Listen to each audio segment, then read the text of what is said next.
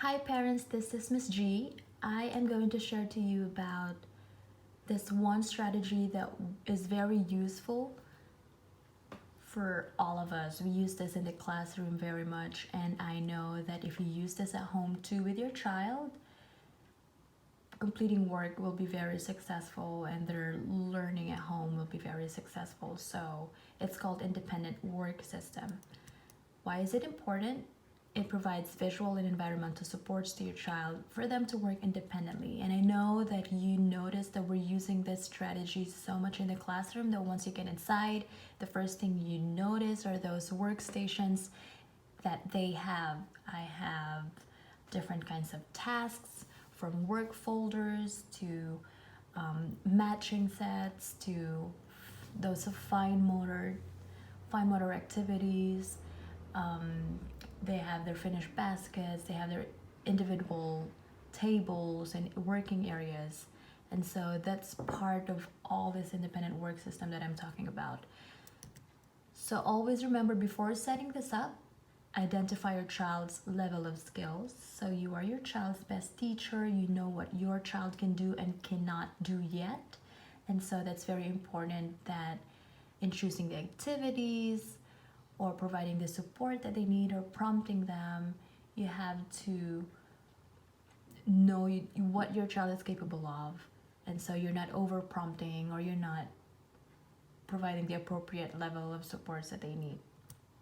First is set up the system. This includes the workspace, visuals, and guidelines. So when we say workspace, choose an area in the house with the least distraction. For example, in one corner, you could set up a work table for them. And that means the moment they see that area, they know that that's where they're going to complete their work. So instantly, environmental support, that's just giving them the idea that this is the activity that I'm going to do now. It's transitioning from playtime to work time is not going to be that challenging. And then visuals and guidelines. This means that I will be providing resources at the end of this PowerPoint presentation that you can check out. You can print some of those resources and set up your own system at home, or you can get ideas from those resources and create one that works for you.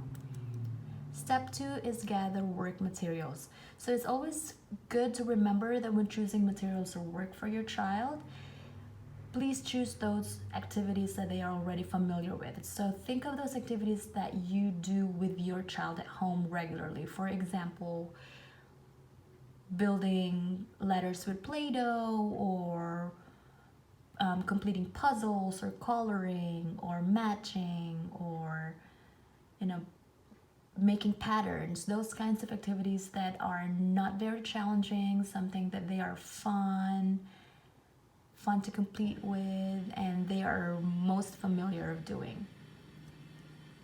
Step 3, teach your child to using the system. So it's very important to note that we are not teaching the child the skill. We are teaching them how to use the system, because in the end, our main goal is for them to work independently. So work task is completed from top to bottom, for example, or left to right, whatever system you find is best for you and your child. Step 4 is rotate activities.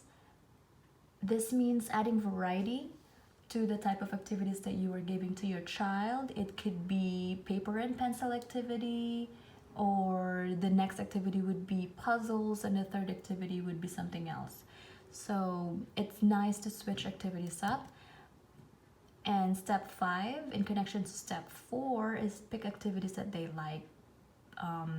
If your child is into coloring, make sure that you include a coloring activity at the end, or you include one of those activities, whatever it is that they prefer the most. You include them as part of their independent workstation.